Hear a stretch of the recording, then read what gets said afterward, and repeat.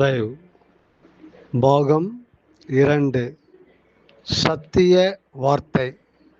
சத்திய வார்த்தை திருவருட்பாவின் கடைசி பாடல் இதுவாகும். அருளியவர் திரு அருட்பிரகாச வள்ளலார். விளக்க உரை தயாநிதி சுவாமி சரணானந்தா. திருச்சிற்றம்பலம்.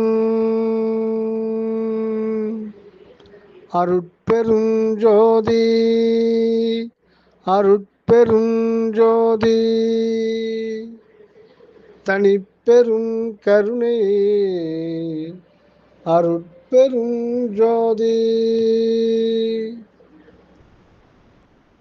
என் சாமி எனது துறை, என் சாமி எனது துறை, என் உயிர் நாயகனா. என் சாமி எனது துறை, என் உயிர் நாயகனா. இன்று வந்து நான் இருக்கும் இடத்தில் அமர்கின்றார். இன்று வந்து நான் இருக்கும் இடத்தில் அமர்கின்றார். பின்சாரோ பின்சாரோ 2.5 நாழிகைக்குள்ளே எனது பேருடம்பில் கலந்து உள்ளத்தே பிரியாமல் இருப்பார். பின்சாரோ 2.5 நாழிகைக்குள்ளே எனது பேருடம்பில் கலந்து உளத்தே பிரியாமல் இருப்பார். தன் சாதி உடைய பெருந்தவத்தாலே, தன் சாதி உடைய பெருந்தவத்தாலே நான் தான் சாற்றுகின்றேன் அறில் இதுதான் சத்தியம் சத்தியமே. மின்சாரும் இடைமடவாய், மின்சாரும் இடைமடவாய் என் மொழி நின்றனக்கே வெளியாகும் 2.5 நாழிகை கடந்த போதே.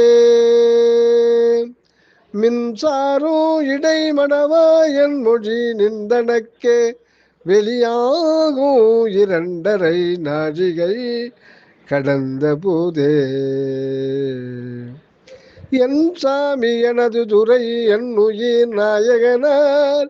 இன்று வந்து நான் இருக்கும் இடத்தில் அமர்கின்றார்.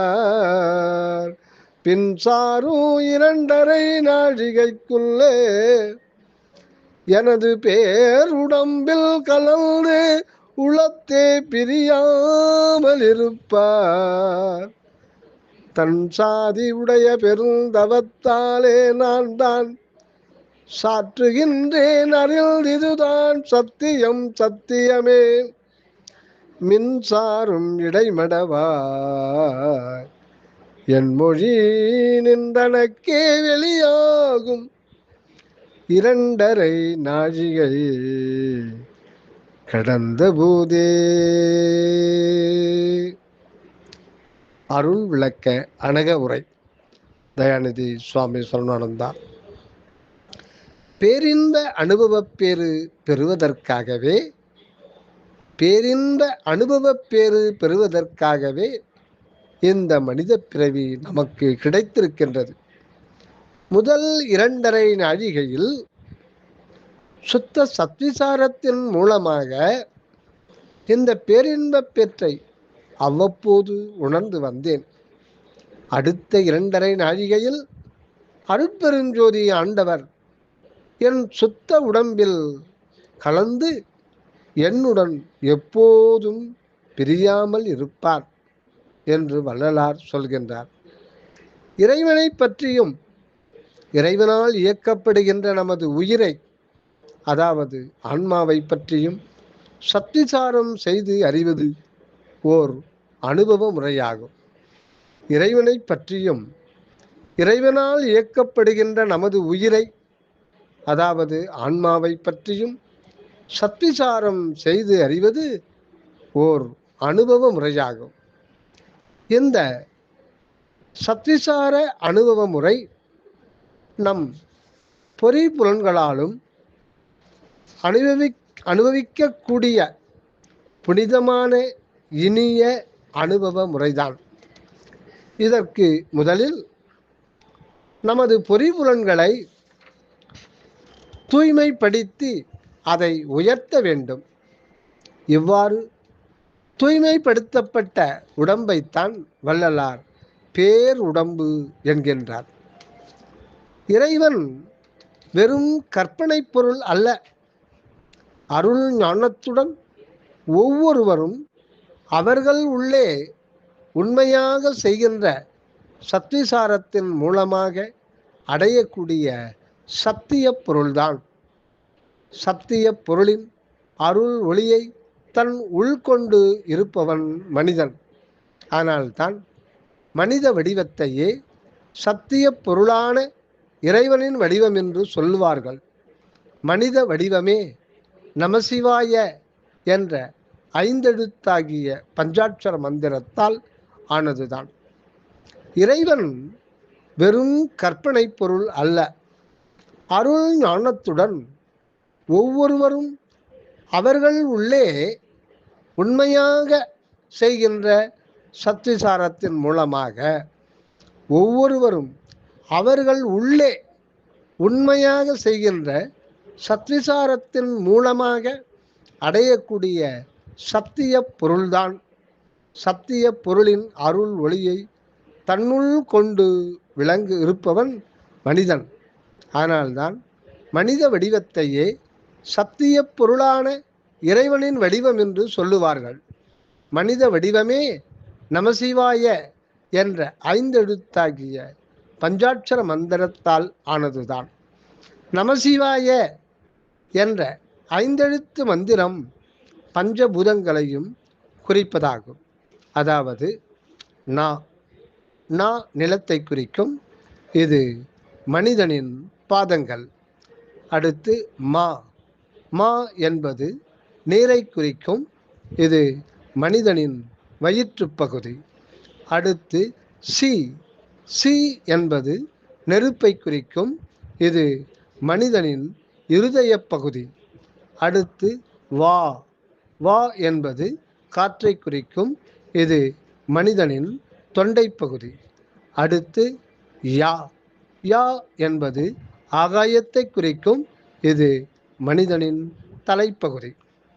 நமசிவாய என்ற பஞ்சாட்சர மந்திரத்தில் அதன் முதல் எழுத்தையும் கடைசி எழுத்தையும் சேர்த்தால் நய என்ற சொல் வரும்.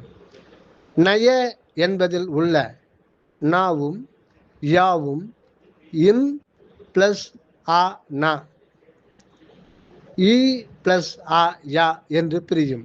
இவ்வாறு பிரிக்கப்பட்ட எழுத்துக்களில் உள்ள இரண்டு அகரங்களையும் ஒன்றாக சேர்த்தால் ஆ என்று ஆகும். இந்த ஆ என்ற எழுத்தை நா என்ற எழுத்துடன் சேர்க்கும்போது நா என்று நீண்டுவிடும். இந்த நா என்ற எழுத்துடன் எஞ்சியிருக்கும் ஈ என்ற எழுத்தை சேர்த்தால் நாய் என்று ஆகிவிடும். நமசிவாய என்ற புனிதமான ஐந்தெழுத்தின் மந்திர வடிவமாக விளங்க வேண்டியவன் மனிதன். ஆனால் அவன் பஞ்சாட்சர மந்திர தலைவனான இறைவன் தன்னுள் இருப்பதை உணராமல் ஆணவம் உள்ளவனாக இருக்கின்றான்.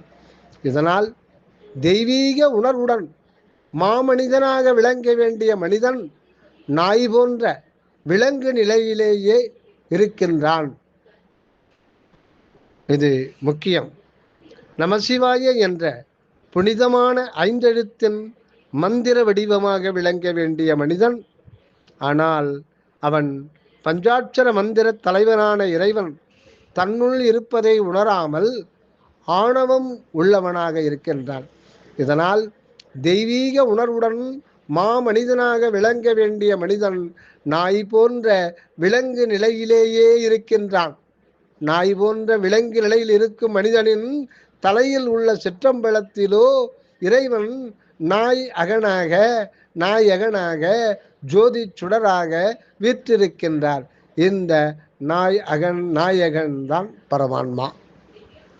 இந்த பரமான்மாவாகிய நாயகனை அறிந்து அடைந்து அவனுடன் கூடி விளங்குகின்ற உயிர்தான் நாயகி. இந்த நாயகிதான் ஜீவ ஆன்மா. இந்த பாடல் வள்ளலாரின் இறை அனுபவத்தை அகப்பொருளில் விளக்குகின்றது. அகப்பொருள் தலைவன் தலைவி இருவரையும் பற்றியது. அகப்பொருள் அனுபவத்தை பேசுவதற்கும் கேட்பதற்குமாக 5 பேர் இருக்கின்றார்கள். அவர்கள் தலைவன், தலைவி, நற்றாய், செவிலித்தாய், தோழி என்ற 5 பேர்கள்.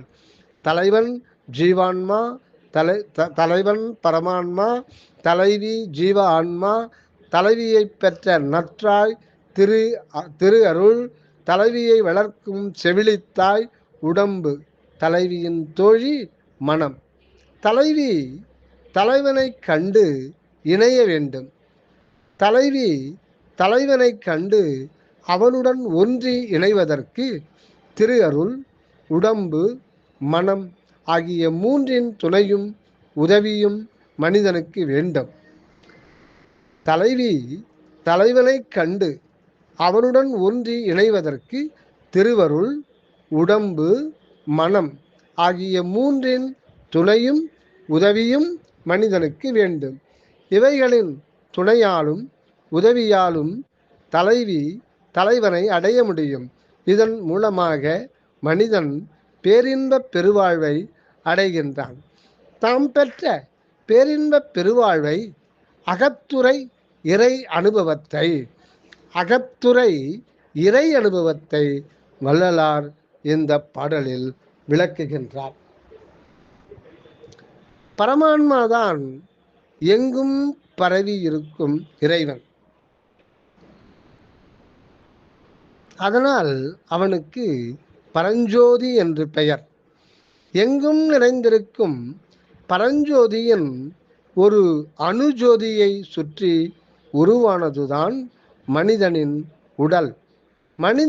மனிதனின் உடலில் ஆன்ம அணுஜோதியான பரஞ்சோதி அவன் தலைப்பகுதியில் இருக்கும் சிற்றம்பலத்தில், உடலில் ஆன்ம அணுஜோதியான பரஞ்சோதி அவன் தலைப்பகுதியில் இருக்கும் சிற்றம்பலத்தில் வீற்றிருக்கின்றார். மனிதனின் உடல் 3 நிலையாக ஒன்றினுள் ஒன்றாக அமைந்திருக்கின்றது. நாம் கண்ணால் காணும் உடல் தூல உடல். இது காரிய உடல். அதன் உள்ளிருப்பது சூக்கும உடல், அதாவது காரண உடல். தூல உடலுக்கும் சூக்கும உடலுக்கும் காரணமாக, அவைகளை இயக்குவதற்கு காரணமாக, அவைகளுக்கு உள்ளே அமைந்திருப்பதுதான் காரண உடல். இந்த உடல் அமைப்பை புரிந்து கொள்ளாமல் ஆன்மாவையே காரண உடல் என்று சொல்லுகின்றார்கள். இது தவறாகும். காரண உடலையும் காரிய உடலையும் இயக்குகின்ற அருட்சக்திதான் ஆன்மா. இதற்குத்தான் ஜீவ ஆன்மா என்று பெயர். ஜீவ ஆன்மாவும் பரம ஆன்மாவும் ஒன்றினுள் ஒன்றாக இருக்கின்றது. இதற்குத்தான் கடவுளான்மா என்றும் பெயர். இந்த கடவுளான்ம உண்மையை புரிந்து கொள்ளுவது சுலபமில்லை. இதற்கு அருள் அனுபவம் வேண்டும். அருள் அனுபவம் பெறுவதற்கு பெரும் தவ வாழ்க்கையை மனிதன் மேற்கொள்ள வேண்டும். பெரும் தவ வாழ்க்கையை மனிதன் மேற்கொள்ளுவதற்கு முன்பு அவன் முதலில் தன்னை பற்றி தெரிந்து கொள்ள வேண்டும். இது முக்கியம். மீண்டும் ஒரு முறை கவனிப்போம். இந்த உடல் அமைப்பை புரிந்து கொள்ளாமல் ஆன்மாவையே காரண உடல் என்று சொல்லுகின்றார்கள். இது தவறாகும். காரண உடலையும் காரண காரிய உடலையும் காரிய உடலையும் இயக்குகின்ற அருட்சக்திதான் ஆன்மா. இதற்குத்தான் ஜீவ ஆன்மா என்று பெயர்.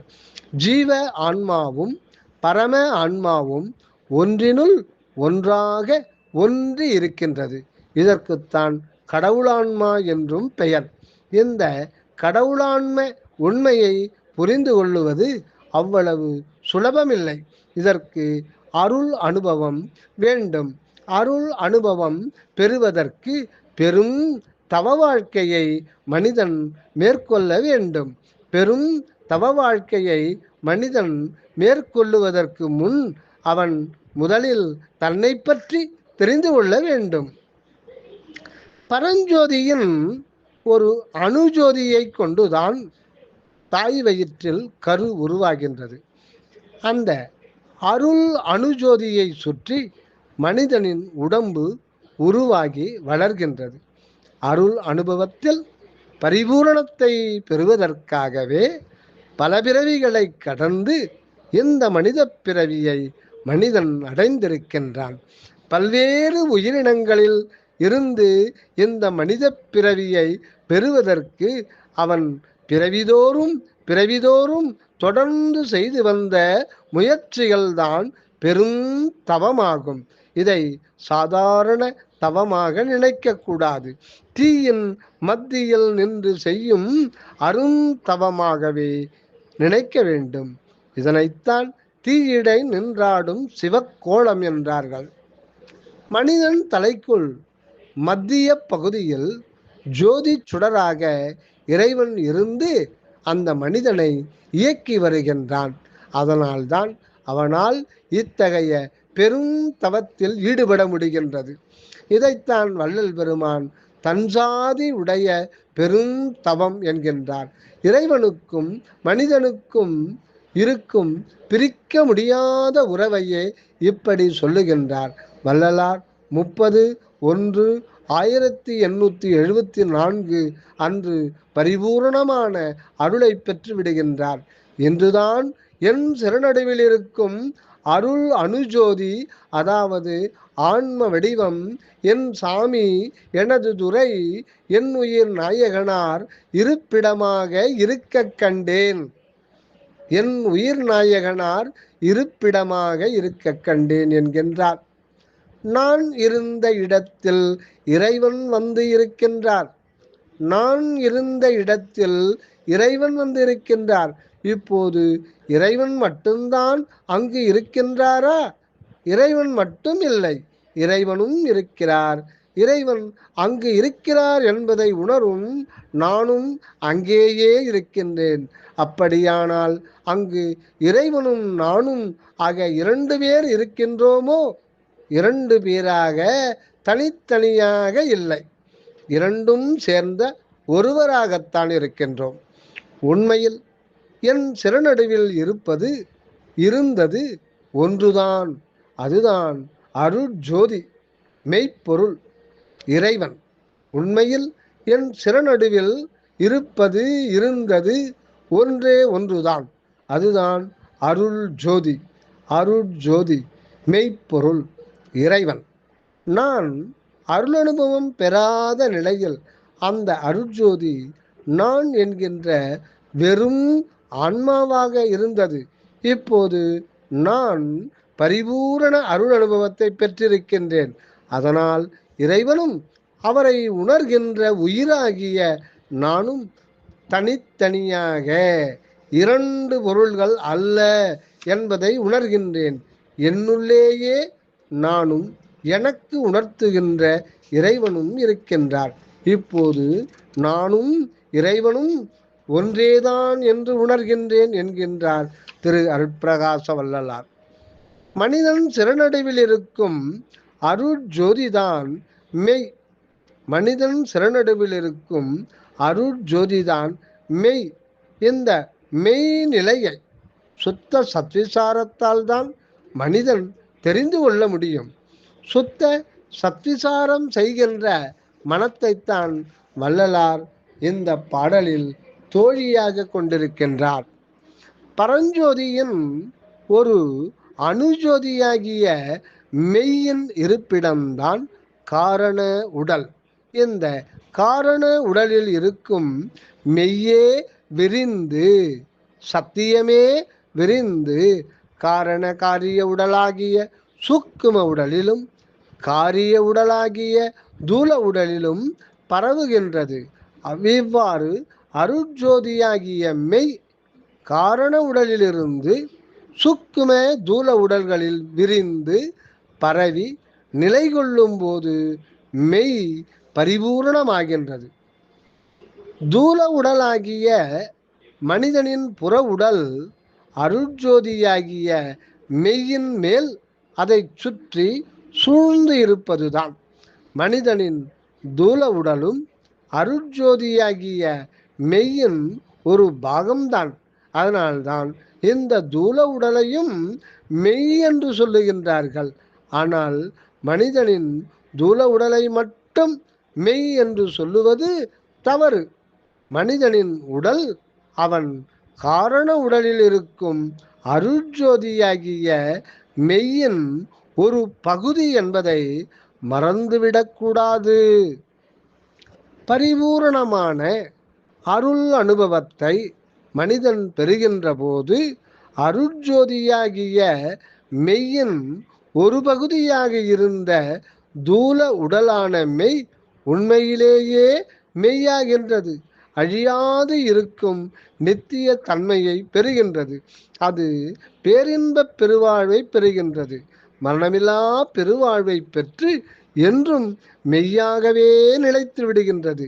இறைவனை மறைக்கக்கூடிய பொருள் எதுவும் இல்லை. யாராலும் எதனாலும் மறைக்க முடியாத இறைவன் நிலைக்கும் மனிதன் நிலைக்கும் இடையிலிருந்து இறைவனை மறைப்பது என்ன? இறைவன் எங்கும் நிறைந்திருக்கின்ற பொருள்.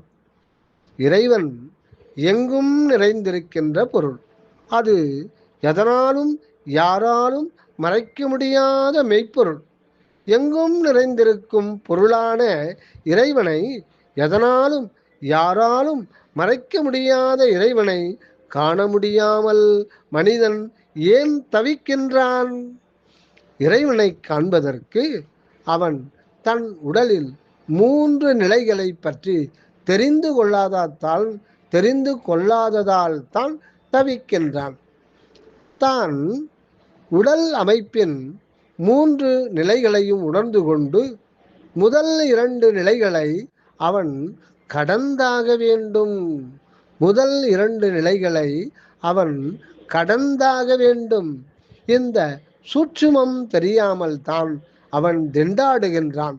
கடவுள் எல்லா இடத்திலும் இருக்கின்றார் என்றால் அவன் மனிதனிடத்திலும் இருக்கத்தான் செய்கின்றான். இறைவன் அவனுடைய சிறநடுவிலே அருள் ஜோதியாக ஆன்ம கடவுளாக இருக்கின்றார். அவனை இயக்குகின்ற காரண ஆன்மாவாக இருக்கின்றார். இந்த காரண ஆன்ம நிலையில் இருக்கும் இறைவனை மனிதன் அடைவதற்கு முன்னால் அவன் தன் தூல உடல் நிலையையும் சூக்கும உடல் நிலையையும் கடந்தாக வேண்டும். இந்த காரண ஆன்ம நிலையில் இருக்கும் இறைவனை மனிதன் அடைவதற்கு முன்னால் அவன் தன் தூல உடல் நிலையையும் சூக்கும உடல் நிலையையும் கடந்தாக வேண்டும். இந்த 2 நிலைகளையும் கடப்பதற்கு அவன் சுத்த சத்விசாரம் செய்ய வேண்டும். அவன் சிறநடுவில் அருட்ஜோதியாகி இருக்கும் இறைவனை அறிவதற்கு உயிர்குலத்தை அன்புடன் நேசித்து கருணையுடன் அவற்றுக்கு பணியாற்ற வேண்டும். அவன் சிறநடுவில் அருட்ஜோதியாக இருக்கும் இறைவனை அறிவதற்கு உயிர்குலத்தை அன்புடன் நேசித்து கருணையுடன் அவற்றுக்கு பணியாற்ற வேண்டும். இதன் மூலமாகத்தான் மனிதன் தன்னுடைய தூல சூக்கும உடல்நிலைகளை கடக்க முடியும். இதன் மூலமாகத்தான் எதன் மூலமாகத்தான் இறைவனை அறிவதற்கு உயிர்குலத்தை அன்புடன் நேசித்து கருணையுடன் அவற்றுக்கு பணியாற்ற வேண்டும். இதன் மூலமாகத்தான் மனிதன் தன்னுடைய தூள சுக்கும உடல்நிலைகளை கடக்க முடியும். உயிர்களுக்கு கருணையுடன் ஆற்றும் ஒப்பற்ற பணிகளின் மூலமாக இந்த இரு உடல்நிலைகளையும் கடந்து மூன்றாவதாகிய காரண ஆன்ம உடல்நிலையில் வந்து இறைவன் பகுதியில் நிற்க வேண்டும். இவ்விரு உடல்நிலைகளையும் கடந்து மூன்றாவதாகிய காரண ஆன்ம உடல்நிலையில் வந்து இறைவன் பகுதியில் நிற்க வேண்டும். அப்போது காரண உடல்நிலையில் இறைவன் பகுதியில் இருக்கும் அருள் ஒளி அவனுடன் சேருகின்றது. அறியாமை இருள் அவனிடம் இருந்து அகலுகின்றது. அவன் இறைவனுடன் இதுவரையில் கூடாமல் கூடியிருந்த நிலை மாறி உண்மையாகவே கூடிவிடுகின்றான். இறைவனும் தானும் கூடியிருக்கும் உண்மையை தெரிந்து கொள்ளுகின்றான். இந்த கூடலின் பேரின்பத்தையும் அனுபவிக்கின்றான். அந்த கூடலின் பேரின்பத்தையும் அனுபவிக்கின்றான். இதைத்தான் வள்ளல் பெருமான் மின்சாரும் இடை என்கின்றார். உயிர்குலத்தை அன்புடன் நேசித்து கருணையுடன் அவற்றுக்கு பணியாற்றும் போது மனமானது இருளில் மின்னல் போல அவ்வப்போது இறைவனை உணர்கின்றது. உணர்ந்தாலும் அடுத்த கணமே மின்னலை போல் அது மறைந்தும் போய்கொண்டிருந்தது. இவ்வாறு இருளில் மின்னல் போல அவ்வப்போது இறைவனை கண்டு கண்டு மறைந்து கொண்டிருந்த மனிதனின் நிலையைத்தான் வள்ளலார் முன்னிரண்டரை என்கின்றார். மனிதனுடைய நிலைகள் 3: தூலநிலை, சுக்கும நிலை, காரண நிலை என்பதாகும். இவைகளையே காரிய உடம்பு, காரிய காரண உடம்பு, காரண உடம்பு என்று சொல்லுவார்கள். காரிய உடம்பு மனித உடலை குறிக்கும். காரிய காரண உடம்பு அவன் மனத்தை குறிக்கும். காரண உடம்பு இறைவன் இருந்து அவனை இயக்குகின்ற சிறநடுவை குறிக்கும். இதைத்தான் சிற்றம்பலம் என்பார்கள். இந்த சிற்றம்பலத்தின் 2 பகுதிகள் இருக்கின்றன. இந்த சிற்றம்பலத்திலே 2 பகுதிகள் இருக்கின்றன. ஒன்று இறைவனின் பகுதி, மற்றொன்று மனிதனுடைய பகுதி. மனிதனுடைய காரிய உடம்பு முதல் ஒரு நிலை, காரிய காரண உடம்பு 2வது நிலை, காரண உடம்பு அதாவது ஞான உடம்பு 3வது நிலை. காரண உடம்பாகின ஞான உடம்பான சிற்றம்பலத்தில் இறைவனின் பகுதி பாதிநிலை, மனிதனின் பகுதி பாதிநிலை, அதாவது அரைநிலை. இது 3ஐயும் சேர்த்தால் 2.5 நிலை. இதுதான் மனித உடலின் 2.5 நிலைகளின் இரகசியம்.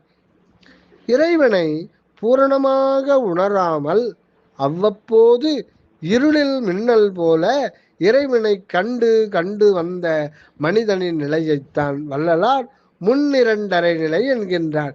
இந்த முன்னிரண்டரை நிலைகளில் நிலைத்து நின்று அருள் உணர்வுடன் கருணை இதயத்துடன் உயிர்ப்பணி செய்து வரும்போது மனிதனின் சிற்றம்பலத்தில் இருக்கும் இறைவன் பகுதியிலிருந்து அருள் ஒளி மனிதனின் 2.5 நிலைகளில் கலக்கும்.